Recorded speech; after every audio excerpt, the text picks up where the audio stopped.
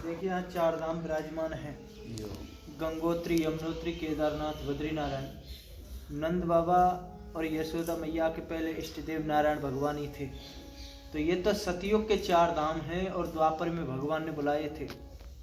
जब कन्हैया का जन्म नहीं हुआ तो उन्होंने नंद बाबा यशोदा मैया ने मनौती मांगी थी कि हमारे अगर पुत्र हो जाएगा तो हम चार धाम की यात्रा करेंगे।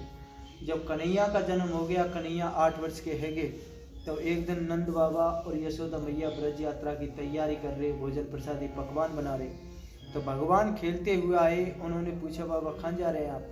तो बाबा बोले, हम तो चार धाम की यात्रा पे जा रहे हैं। जब आपका जन्म नहीं हुआ तो हमने संकल्प लिया, मनौती मांगी, अब आप बड़े होगे तो हम चार धाम के दर्शन करें हमें। तो कन्हैया बोले, हम आपको ब्रज में करा देते हैं चार धाम, क्योंकि वहाँ तो संत लोग जाते हैं, एक बार जाते हैं वापस नहीं आते, क्योंकि पहले साधन की व्यवस्था नहीं थी, घोड़ों से यात्रा करते थे, पैदल यात्रा थी। तो कन्हैया बोले कि हम आपको ब्रज में करा देंगे, आप हमारे साथ चलो।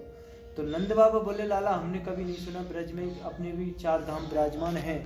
तो कन्हैया बोले, जो गिरिराज जी बोलते हैं गोवर्धन, उससे ये 12 कोस दूर हैं पश्चिम दिशा की तरफ, तो आप हमारे साथ चलिए।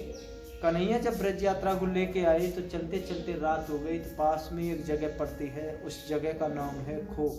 तो वहाँ ब्रज यात्रा ने विश्राम किया कि सुबह होगी, दिन निकलेगा तो हम अपनी ब्रज यात्रा को आगे बढ़ाएंगे।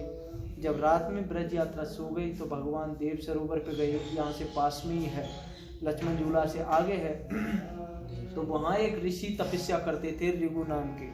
तो उनको तो वहाँ 66,000 वर्ष हो गए तपस्या करते हुए।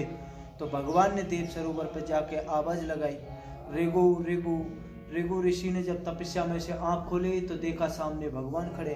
तो भगवान से बोले कि प्रभु आज हमारी तपस्या पूरी हुई, आपने हमारे लिए दर्शन दिए, तो इस संसार में जी के अब हम करेंगे क्या? तो ऋषि ने भगवान की स्तुति अर्चना की और अपने शरीर का त्याग कर दिया। तो जैसे शरीर का त्याग किया तो त्यागते ही उस शरीर का जल बन गया और वो गंगोत्री यमुनोत्री में बहता हुआ इस कुंड में आया। उसका जल ऋषि के जो ये तप्त कुंड कहलाता है ना, ये नीचे है सीढ़ी से। तो ये तप्त कुंड का मतलब तो गर्म पानी नहीं है, इसमें तो ठंडा पानी है, क्योंकि तपस्या के द्वारा जो शरीर का जल बन गया, इसीलिए इस कुंड का नाम तप्त कुंड पड़ा।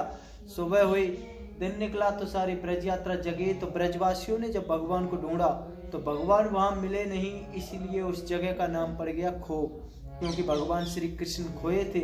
भगवान तो अंतर्यामी है, वो तो जान गए कि सारी ब्रज यात्रा परेशान है। तो वो देव सरोवर से जब खो गांव में आए तो सभी ब्रजवासी बोले, कन्हैया खाएंगे आप? तो कन्हैया बोले, हम तो यहीं थे। तो सारे ब्रजवासी बोले, लाला तू तो झूठ बोला है, हमको चार धाम के दर्शन कराओ। तो कन्हैया बोले, आपको हमारे साथ थोड़ा आगे और चलना है। कन्हैया ब्रज यात्रा को लेके आए तो सभी ब्रजवासी बोले, यहाँ चार धाम नहीं है, यहाँ तो पहाड़ है, जंगल है, यहाँ कुछ भी नहीं है। तो कन्हैया बोले, आप आंखें बंद कीजिए और भगवान नारायण का ध्यान कीजिए। तो योग माया का आह्वान कर श्री कृष्ण भगवान ने यहाँ चारों धाम विराजमान करे।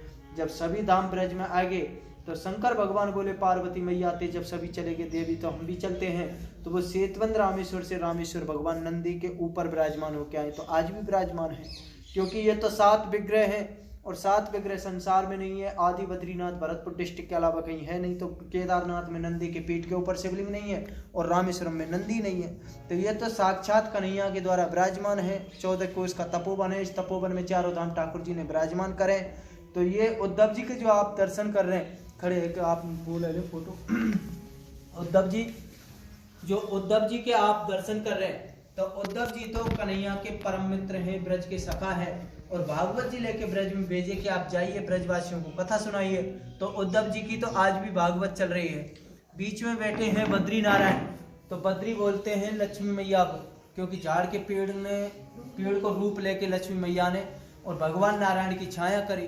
तो भगवान का जब ध्यान पूरा हुआ, उन्होंने देखा ये तो लक्ष्मी है, तब भगवान बोले कि हमारे नाम से पहले आपका नाम आएगा, क्योंकि उस झाड़ के पेड़ को तो संस्कृत में बद्री कहते हैं, इसीलिए इनका नाम बद्री नारायण है।